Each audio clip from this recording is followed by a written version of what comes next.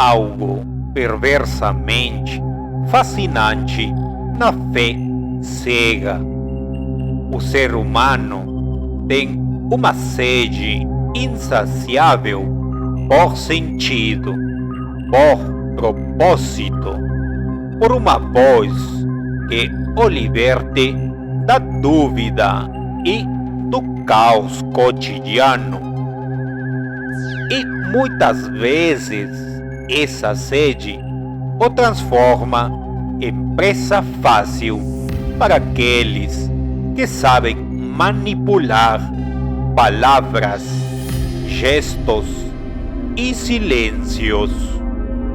A promessa de um paraíso eterno, a certeza de estar entre os escolhidos, exerce um magnetismo hipnótico, especialmente sobre os que vivem à margem da esperança. O problema começa quando esse paraíso exige um preço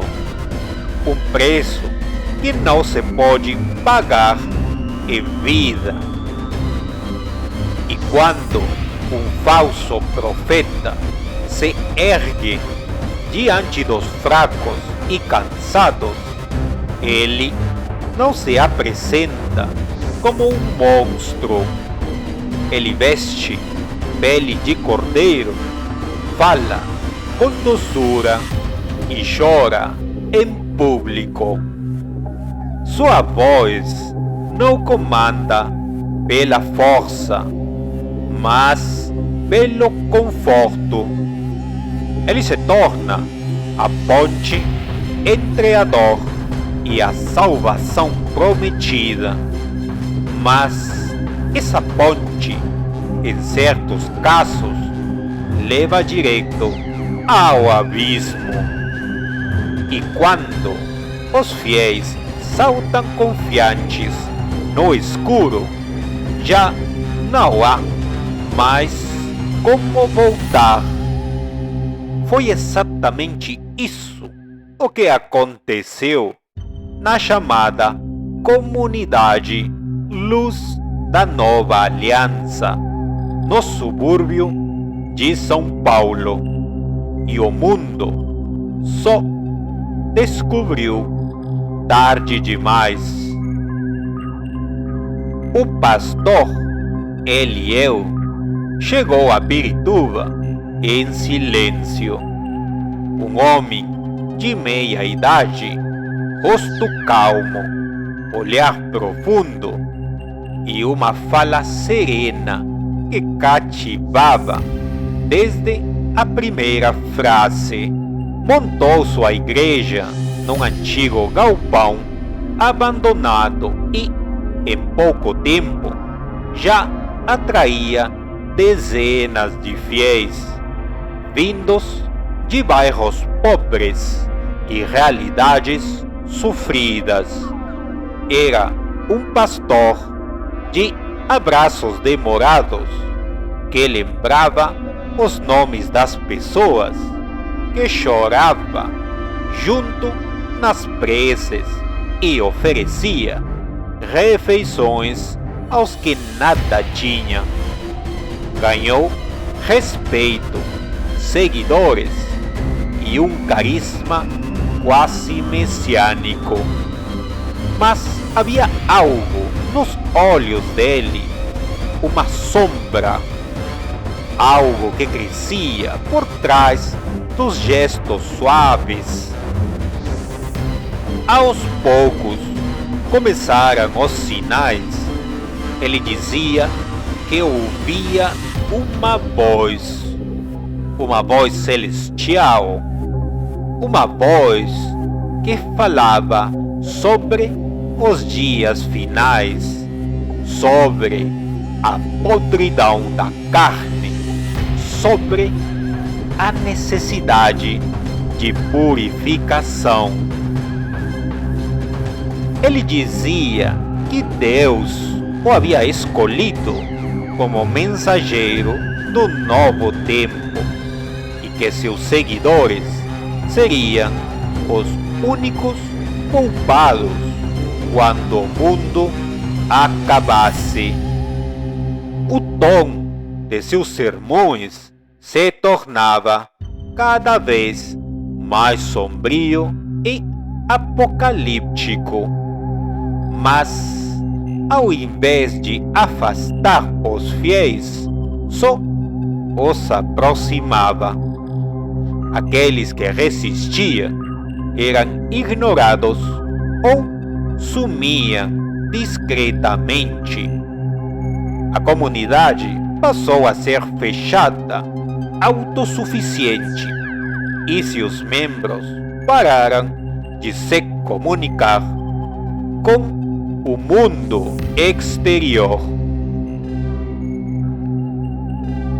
Nas semanas que antecederam o fim, Elieu instituiu rituais de limpeza espiritual.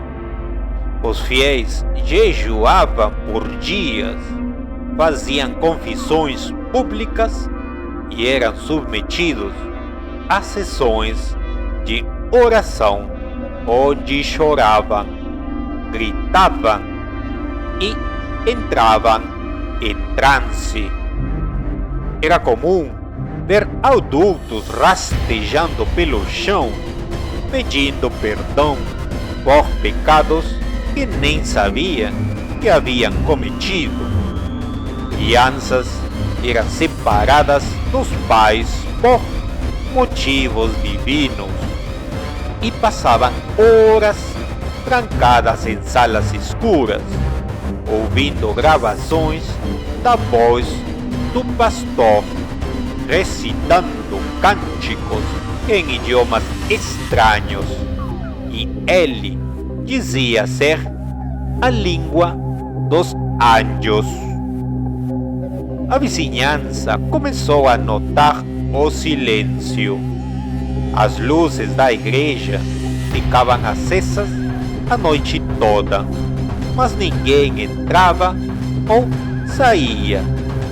Certa noite, uma mulher que escapou foi encontrada delirando em uma praça, coberta de feridas e murmurando: "Ele vai nos levar para cima. Ele já escolheu que vai queimar." Foi internada, mas morreu 2 dias depois, com o corpo tomado por uma febre inexplicável. O nome do pastor começou a circular em grupos de investigação alternativa e fóruns obscuros. Mas quando a polícia foi acionada, já era tarde demais. No domingo da tragédia, 87 membros da comunidade Luz da Nova Aliança estavam reunidos no galpão, todos vestidos de branco, sentados em círculos, com as mãos dadas.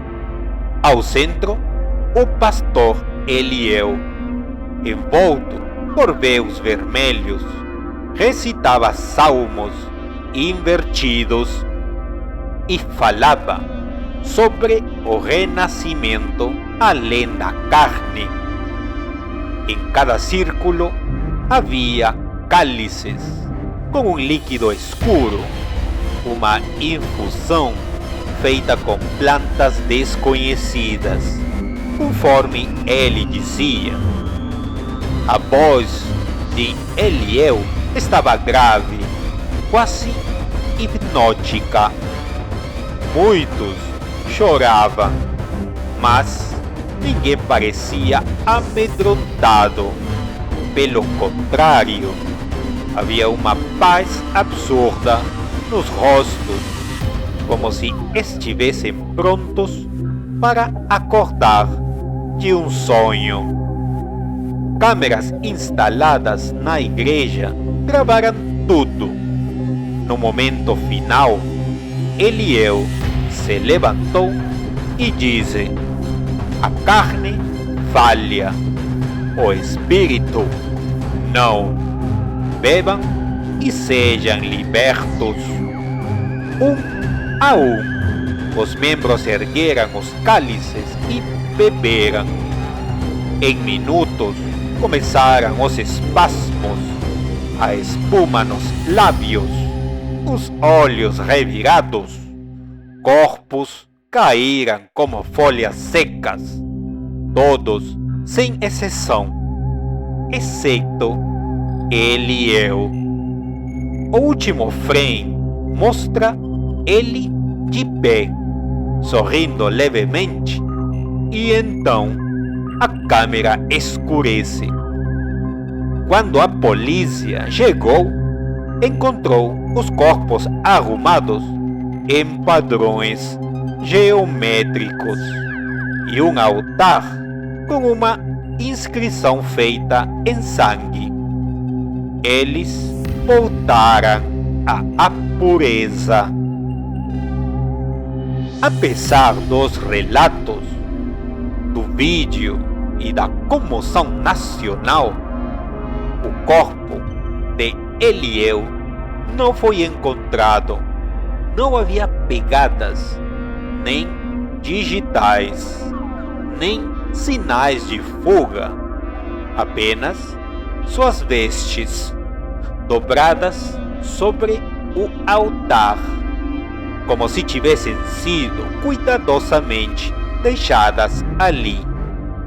Alguns acreditavam que ele havia se suicidado em segredo.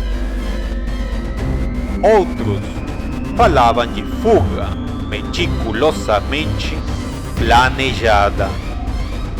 Mas havia uma terceira teoria, sussurrada pelos investigadores, que ele nunca foi humano, que Elieu era um hospedeiro, um emissário, um canal.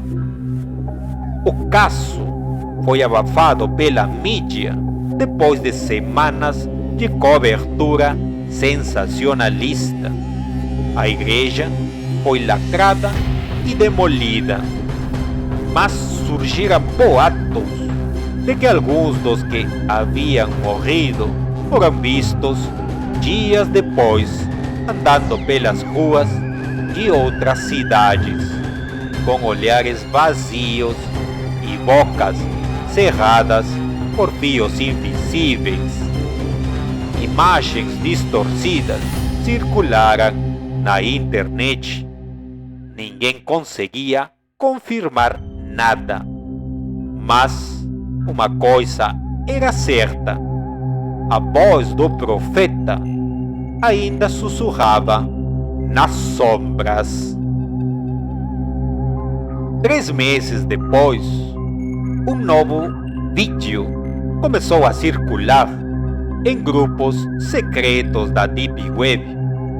Um homem de costas, com a mesma silhueta de Elieu, pregava em uma língua incompreensível diante de um grupo de pessoas vestidas de branco, ajoelhadas em um local úmido, como um esgoto ou túnel abandonado. O rosto nunca era mostrado, mas sua voz era inconfundível. Ao fundo, gravuras nas paredes mostravam olhos sem pupilas e corpos flutuando em círculos. O vídeo terminava com uma frase em português escrita em sangue: a ascensão recomeça. Desde então, pequenos grupos começaram a desaparecer em regiões diferentes do país.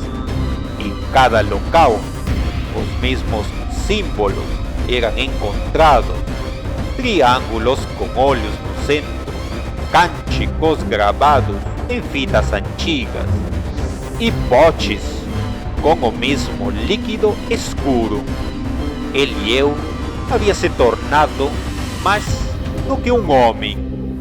Havia se tornado uma ideia, um chamado. E quem ouve sua voz, dizem, nunca mais dorme em paz.